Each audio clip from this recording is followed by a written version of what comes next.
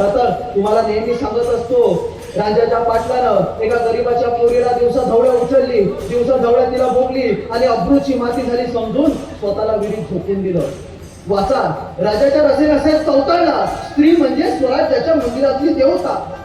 तिच्या पदरावर हात घालणारे सिकंदर कसले, चल फोडून काढ त्याला. राजाचा पाटील जर्वंत झाला, राजा सामने आणला गेला, जे हात त्या पायीच्या पदराकडे गेले. अरे कलाम करा असले हातपाय, थोडा थोडा हातपाय तुरंत.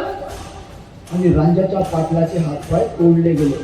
फक्त 16 वर्षाचे शिवाजी महाराज, फक्त 16 वर्षाचे.